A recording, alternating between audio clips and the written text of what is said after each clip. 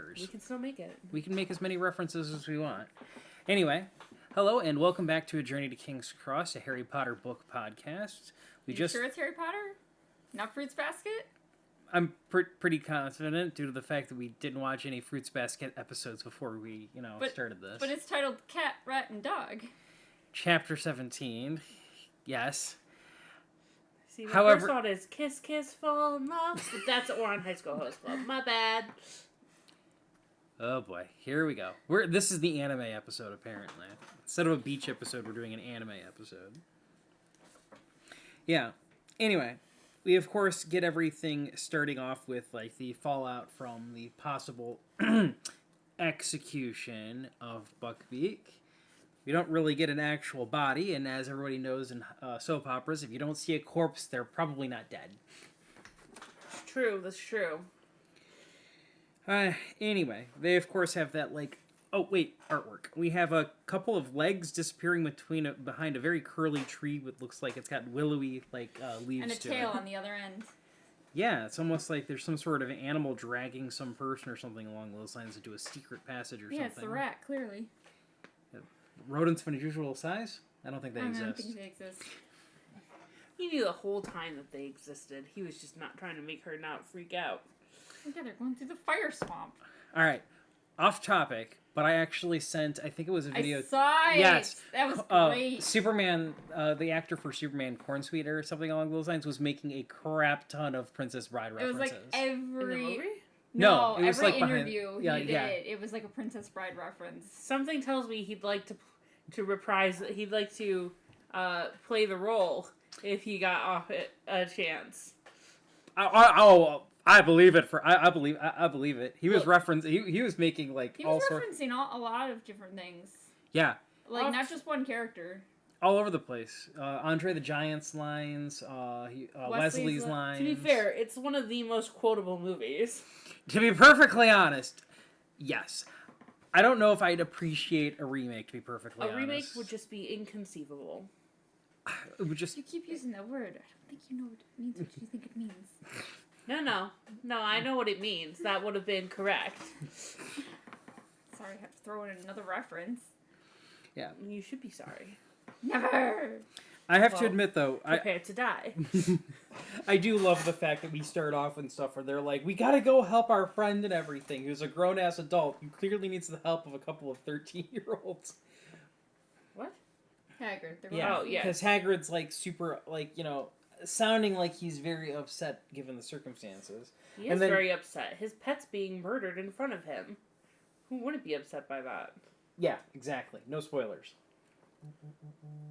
That would be you. Continue without me. Alright. Anyway. We of course get the little moment with Crookshanks showing back up.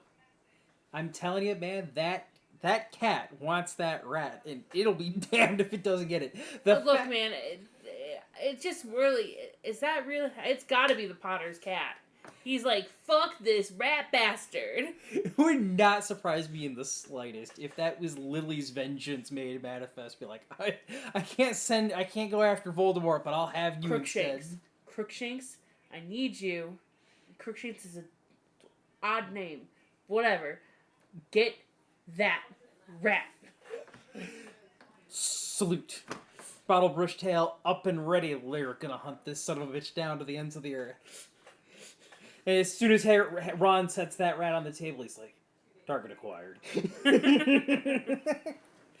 It's like, I've been waiting years for this. And then he's all very sweet to Hermione, because he's like, this girl's going to Hogwarts. I gotta get to Hogwarts. Oh, I am a sweet cat. To be fair, I agree. It's a very sweet cat.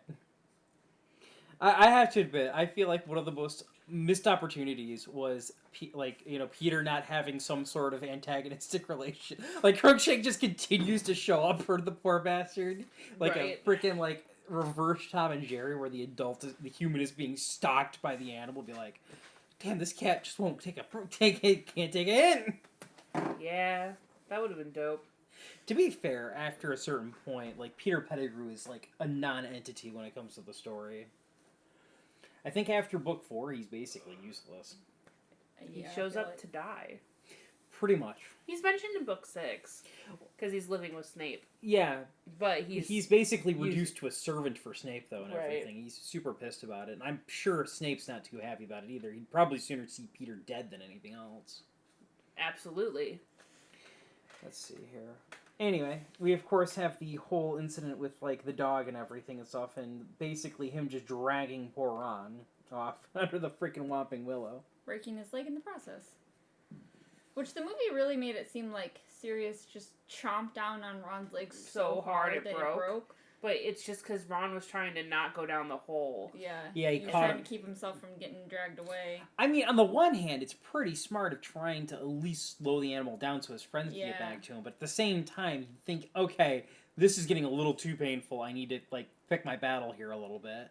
Yeah, unless the only thing I can think of is that he was trying to keep himself from, like, slow everything down, keep him from getting taken under the tree, and then his foot just got caught underneath. His foot actually got stuck. Yeah.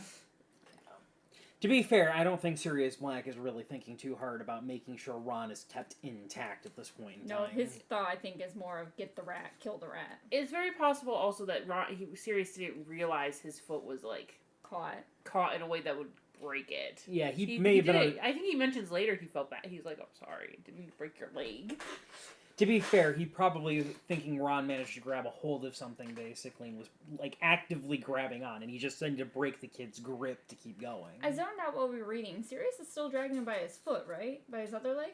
Or has he got the back of his robe? It seemed like based thought it was off the of back of his Yeah, robes. it Okay. does. Yeah, I remember in the book, Here, or in the movie, he had him by his leg. And I was just thinking, like, Yeah.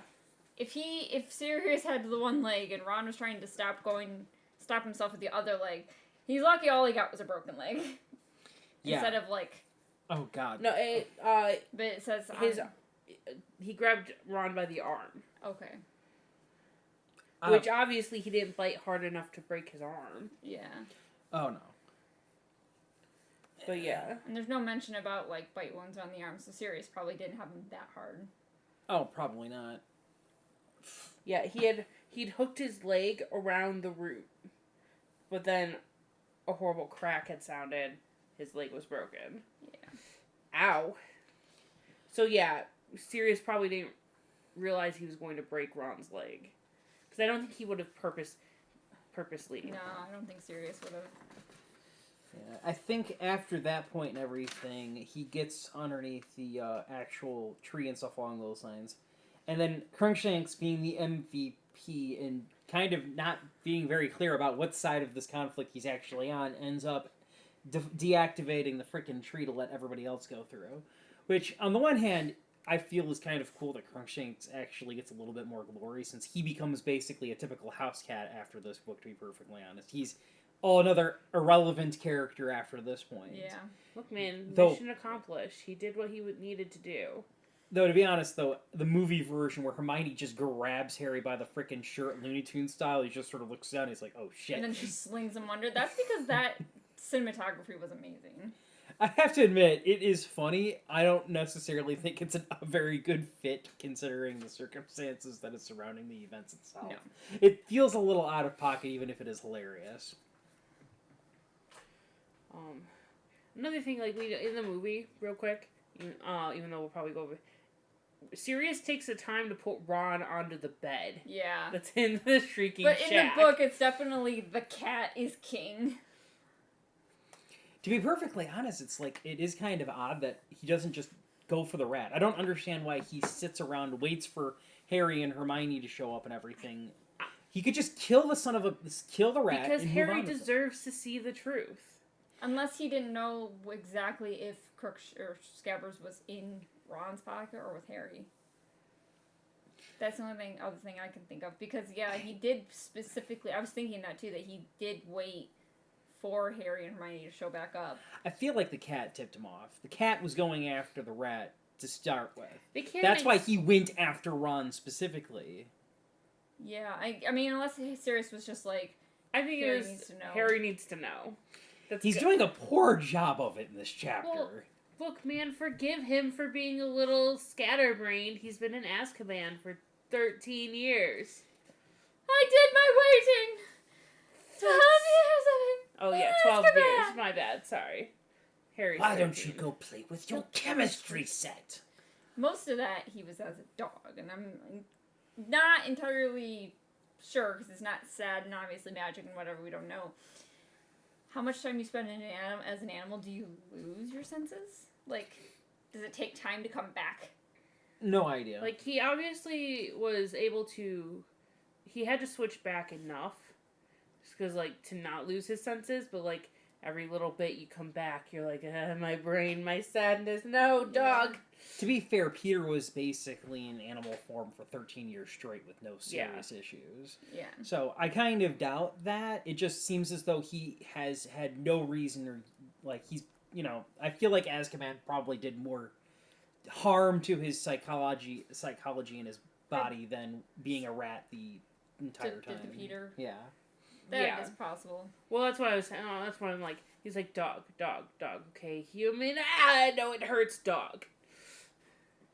I like how they start basically beating you over the head, though, of the fact of what the house is all about, with them talking about the destruction of the house itself.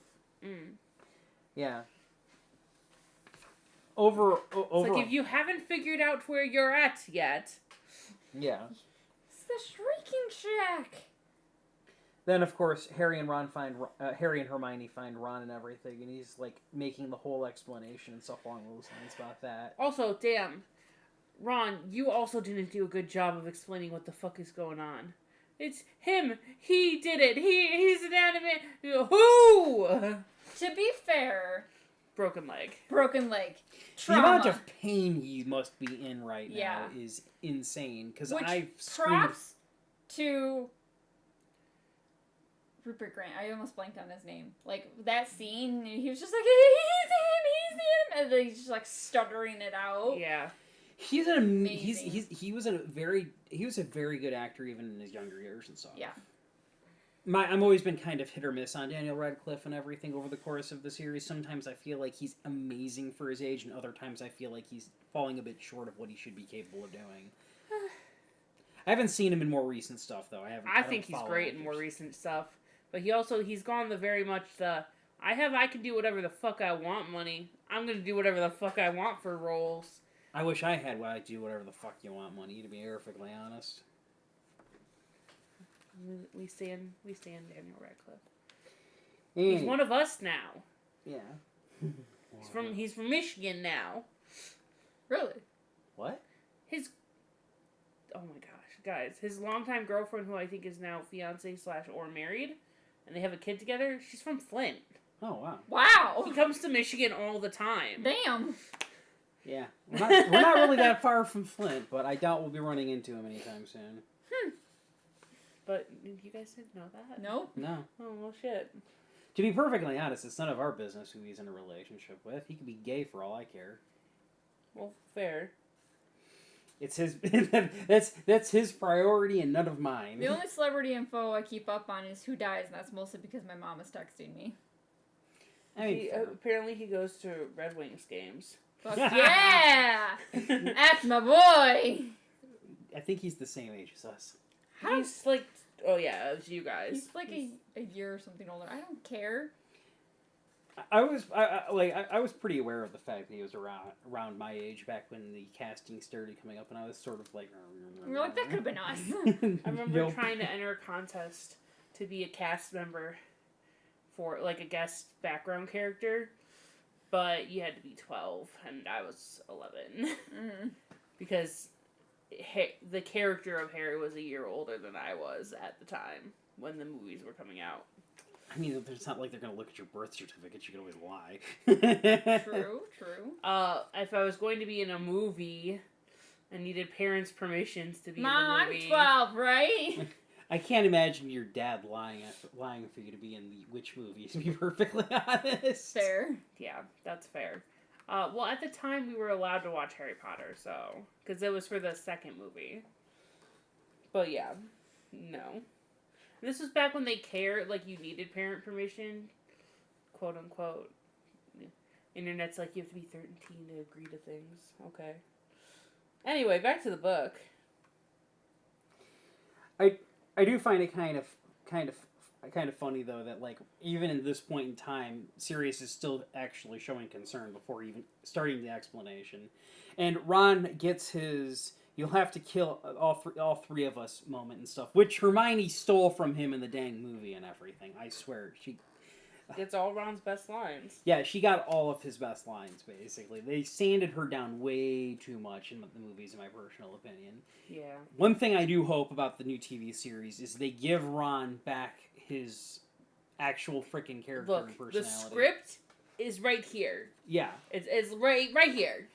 You guys are making a TV show, not a movie. You have no reason to cut jack and shit. And you know everything that's going to be important in the future.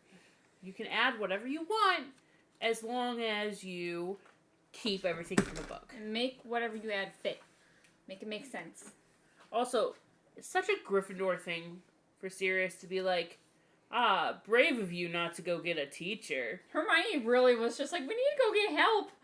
What? If That would be the thing that a Gryffindor would say is, brave of you not to go get a teacher. Anyone else is like, stupid of you not to go get a teacher. To be fair, I'm half surprised Harry didn't shout at Hermione, "There's the Minister of Magic right down the fucking corner, Right down there. Hermione, I'm going after my best friend. You can go get the Minister. I'm not wasting any time on this shit. Break! Let's go. We've got a plan. Let's execute the plan.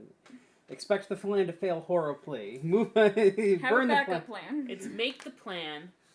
It's make the plan. Execute the plan. Expect the plan to go off the rails. Throw away the plan. I haven't even seen that show, and I know. I've never seen the show either. I don't even know what it's from. I get shit from the internet half the damn Something time. of Tomorrow. It's one of the Arrowverse spin-off shows. Oh. It's because it's Oh, it was Cold. Oh, it was Captain Captain Cold. Cold was making that statement. yes. You watched yes, this? a Oh my big- goodness! What, the Days of Tomorrow, whatever? With the... You were all over the freaking Arrowverse shit for a hot Yeah. second. Until they really fuck shit up in the Flash and the other ones, and then I was like, I'm done. I mean, fair. Legends of Tomorrow. Legends of Tomorrow. Yeah, I stayed Yes. for like the first season, then yeah, Look, Cold. man. Captain Cold left, and I was like, I'm done. The crossovers ended up being a little bit much. Supergirl was fantastic. Flash was fantastic. For a while. I'm still Until they did the whole Flashpoint, and it's like, God, we're tired of this. To be fair, though, I'm still kind of irritated they had Kevin Conroy play a live-action version of Batman, and they made him the evil Batman. I'm like, the fuck? He is, in my personal opinion, the definitive Batman, bar none. Live-action, animated, no contest. He is the best, and the fact that they wasted him, basically, as an evil version of himself still pisses me off to this day. And personally, I still don't like the Arrowverse version of Green Arrow. That's just me. That's fine. You just think he's hot. I'm shrugging I mean, and like, yes. well... You're not Well... wrong. Look, man, they made him a little too Batman. Well, that's primarily because they don't have the TV rights to Batman thanks to the whole thing around the 66 series. There's a reason, like, any DC media and stuff doesn't use They Batman. do Gotham Or- and the Penguin show. or a faux version of Bruce Wayne or, like, a pre-version of Batman and stuff Yeah. like they had. There's a lot of legal red tape. and that's and why sadly, they did Batwoman and not... Yeah. Well, her movie got scrapped. But... No, she had a TV show. Oh, did she have a show? There was a Batwoman TV show. She had a crossover with the Arrowverse, I think. She also, I think, she only lasted a single season before they replaced the actress for the second season, and the whole thing just folded. It didn't really go over too hot. There. But anyway, back to Harry Potter. Yeah. We of course get the whole confrontation. Harry's basically like beating the dead parents line into the frickin' ground, which, I mean, fair. I get it and everything, but it's a little repetitive, for a reader. And then of course, Crookshank's crowning moment of glory, basically like sitting on the chest, basically, and Harry's like, it's just a cat. Kill the damn cat. Kill him, and I'll be done. What do I care if the cat wants to die for Sirius Black?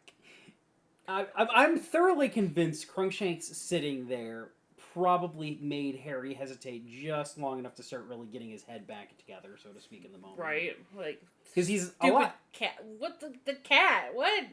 Okay, all right. My thing is, what the fuck was Harry gonna do to Sirius? It's like he's like, I'm gonna kill him. With what? Harry, you don't know any spells that would kill him. Do you know Bombarda Maxima yet? I doubt it, because that's probably the only thing you could do is do that in Sirius's face. You don't know a killing curse. You don't know a killing curse exists.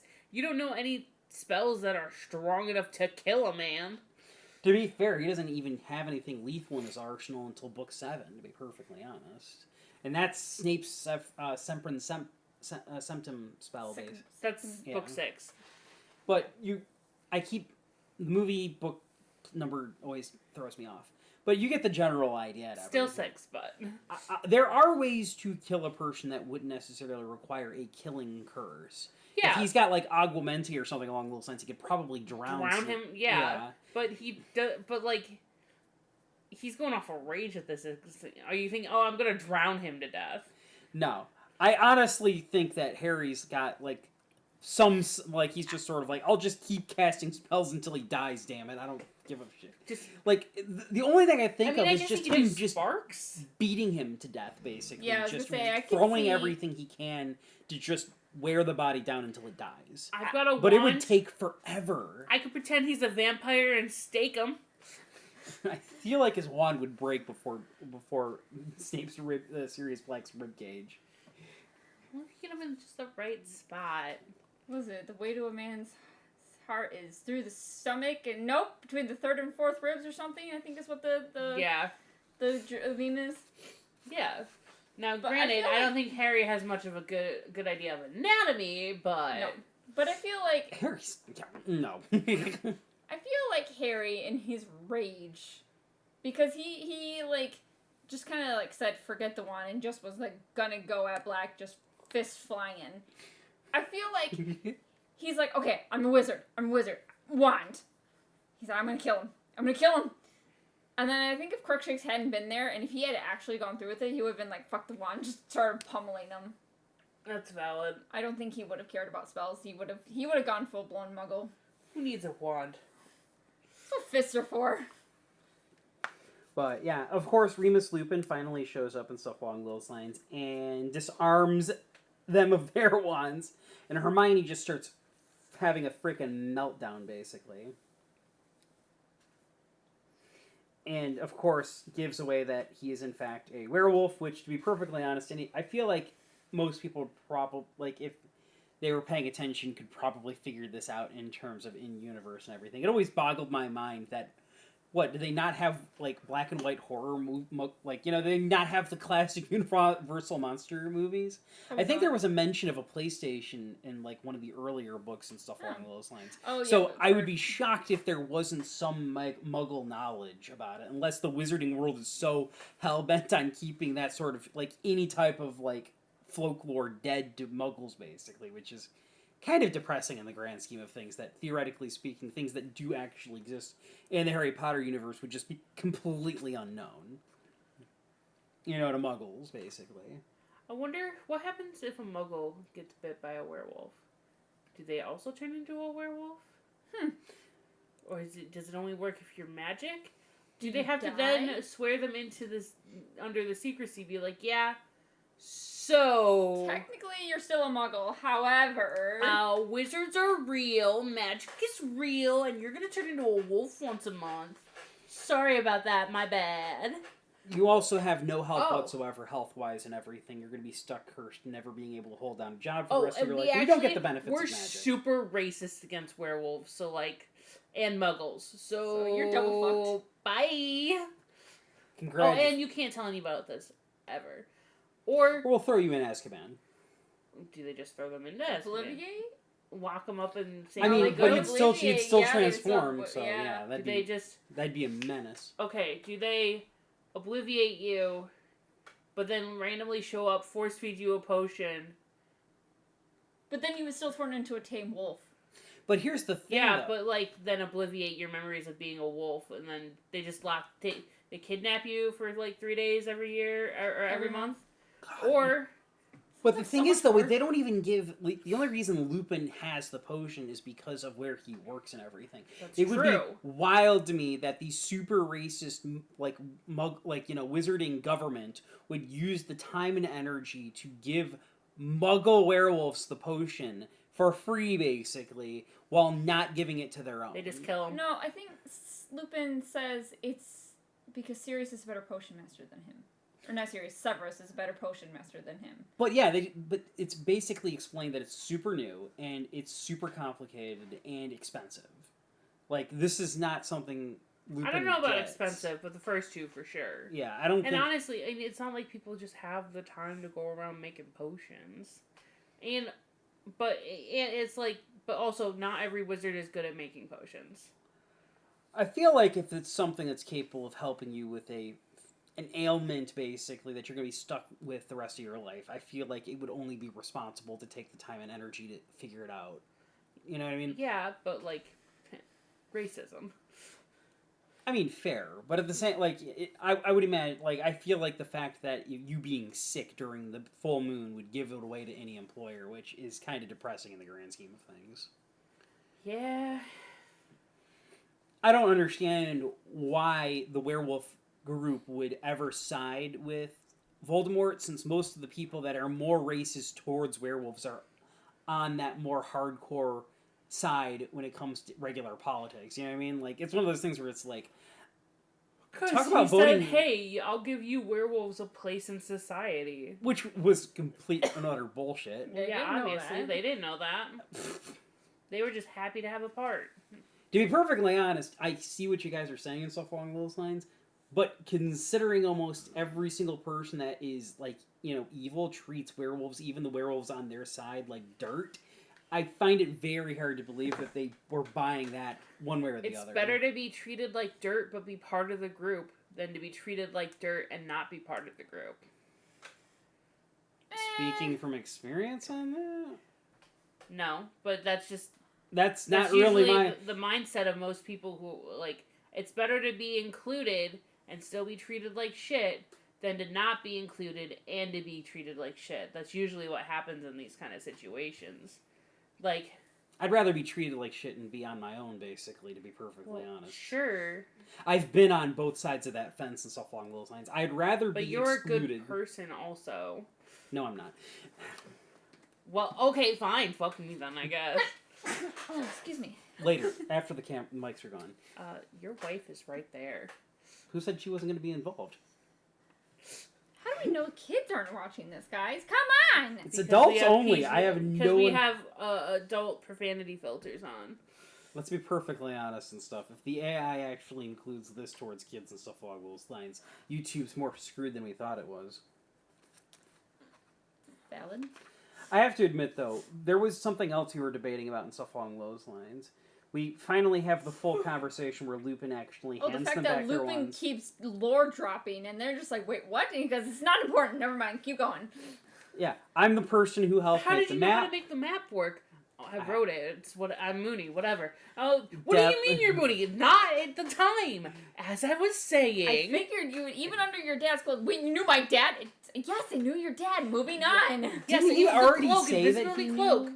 I could have sworn he said that he knew Sirius to some degree at one point in time.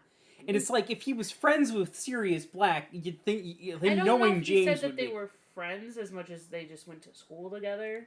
Maybe he implied that they were familiar. They were acquainted. Yeah. But he also specifically is like, oh, your dad's cloak. What? My dad? How do you know about my cloak?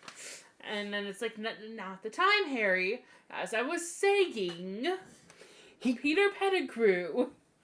I feel like the problem is he's so obtuse and everything because he keeps getting hung up on things. Like, Ron is correcting him, and he's like, no, 2 of them. And I was just sort of like, will you just get to the damn bloody point already? Would it take you 2 seconds to be like, no, the map says 2, we're going by 2, and stuff along those lines.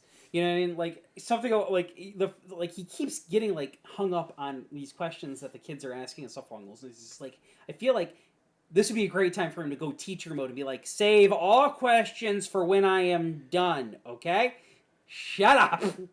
No, he went parent mode instead because I don't know if you've had Rose pester you about something while you're telling her a story. She will stop you every minute to ask you a question. Nope. And you can't, at least with me, I can't just like brush past it because then she'll be like, but wait, Mom, wait, what about this? Oh no.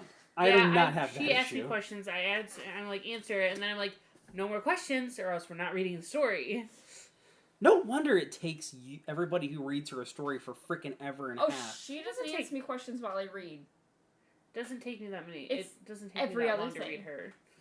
No, Anyway. I don't. Yeah. To be fair, we're basically at the end of chapter 17 at this point in time. Like, yeah, he finally makes. We end the line with he's an animagus by the name of Peter Pettigrew by Black. So we get the whole freaking explanation basically of that, and it's of course the end. I of chapter also love 17. Hermione being told, "Damn, Hermione, 1 out of 3, not your best score." Because she said that if Lupin was helping Black, he wants to murder dead, Harry, and he's a werewolf. We got one. Congratulations. Murder Harry. I mean, werewolf. Yes, werewolf. That's. Yeah, all right. That would have been a funny slip up. I could see that being if like this was like a Pixar movie or something that would be in like the end The credits. bloopers, Yeah. Where he's just like, yes, murder Harry, and then all of a sudden Sirius Black just tackles him. I knew you were the spy all along. That would have been funny. That would have been super confusing for the kids to be like, wait, what? And then I'm Peter's joking, Peter's Sirius, like, no, I'm joking, wait, I what? swear. Peter No, be if like, it's an anime, "Wasn't then me. you have It Peter wasn't me." come up, go, get him! It wasn't me! Get him! It was me! It was a slip of the tongue, I swear, honest. Why would I want him dead if I'm teaching him Expecto Patronum? Technically, Snape taught me that, Harry says in the background. Except for you're thinking Expelliarmus. Mad details. Are important. Anyway, I think that's anything else we need to talk about the actual chapter itself, or I think we easily hashed out most of this at this point. I think so. Oh, we've got a. Did we mention any TV show news and stuff that they've started? So. They started actually filming, from what I've heard. Oh. And they, I saw a picture and stuff of him in full costume and everything. I think there was some questions about the actual scar or something along those lines. Yeah, I think they said that it looked a lot more like an actual scar and less like an actual just a little slice on his forehead, basically. Hasn't been too much information in terms of movie stuff, like TV show stuff, at least not off the top of my head, and all things considered. But yeah, they're starting to work through it and everything and stuff, and that's pretty much the extent of it and everything. Like, I've seen a couple of stills and everything. I feel like the Dursleys are actually they're not as great at casting as the original movie and everything, but from the looks of it, they you know who they are and they fit the part more or less, to be perfectly honest. And I think Pierce, the kid that originally went with them to the actual zoo, has also been showing up in some stills and stuff. So they are definitely trying to be a little bit more book accurate in terms of things, rather than just, going with what the bare minimum that they actually need. Because Pierce is basically a character that shows up for a single chapter and stuff, and is never mentioned or talked about again, except for, I think, book 5. I think he may get a slight mention because Dudley's hanging around with his gang and stuff along those lines. Fair enough. Yeah, I don't really think... I think they're keeping Voldemort's casting a secret for right now, to be perfectly honest. They also showed a picture of Hagrid and stuff. He doesn't look nearly as friendly as the original actor who played him and Robbie? stuff. Yeah. He looks a lot rougher to look, you know what I mean? Like he doesn't have that friendliness look that you would expect from him and stuff, if that makes sense. But other than that, I hadn't really taken the time to actually go through and double check to see what's going on and stuff along those lines in terms of the overall casting and all sorts of other stuff. Yeah, it does look more like a scar instead of a makeup line. Well, that's good. Yep, it does. Yeah. I have to admit, there was some people complaining about his appearance and everything, and I don't understand what the issue is. He looks like Harry Potter. He's a kid. He's got black hair. He's got the glasses. He looks like a child in like Gryffindor clothing and everything. I mean, you can't get any more on point than that. We've got Locks. Pratt also got cast for Draco Malfoy and stuff along those lines. He definitely looks like a Malfoy, to be perfectly honest. He's got that look in him. Other than that, nothing really super big in my personal opinion. Nothing like super crazy in terms. I mean, I think there's somebody made a comment about Dudley not looking like big enough, but personally He's a child, you can't make kids That's fat. what. yeah, it's like one of those Put things. a fat suit on That's him a and it'll be fat okay. suit, yeah. Yeah, I mean, That's also why they didn't make Daniel super skinny in the movie, was because they're like, he's a kid, we can't starve him. yeah, there was like, I mean, to be fair, they did a pretty good job with the baggy clothes. oh yeah. yeah. But my overarching thought process is you can't have kids method acting and stuff. I don't even think it's super a great idea for adults to be doing it and stuff. Yeah. I think Christian Bale was very notorious for like putting on and off muscle and weight and stuff on like that for a lot of roles and stuff. And I'm just sort of like, all right, we don't really need to do this. I've had the same opinion for any type of health concerns that could be brought on by any type of like malnourishment and stuff along those lines. Anyway, I think we've pretty much exhausted all the major stuff and everything. And I guess the only thing left to do is plug our stuff. You can find me at Luna's Creation Corner at most social media. I haven't actually been active lately, but hopefully soon I'll get those videos up. I got a new kitten though, so like, been occupied with him. His name's Greg. Such a strange name for a cat. And I work in the I vet didn't field. name him. And he's pure black. No, not pure No, black. he's No, he's got not. a white spot One on his tiny chest. little white spot right here. Oh, really? It's about smaller than a dime. Oh man, I'm the vet tech. I get to see them. I have a distinct love of pure black cats and everything. So I honestly thought it was pure black, He's but more black cat than your black cat. It's Eh. true. I need my black cat. I want at least one completely pure black cat before I die. Okay, Can't have Yenna. fair enough. I'm not stealing somebody else's cat. I want my own. I want my own cat that actually likes me as much as Pixie likes me, which is just enough that I don't feel smothered. Unlike you, I don't need a scarf. I want my living scarf. Anyway, plug your shit. You can find me on YouTube at Brandywine Stitches or on the rest of the socials at Hockeytown Candle Co.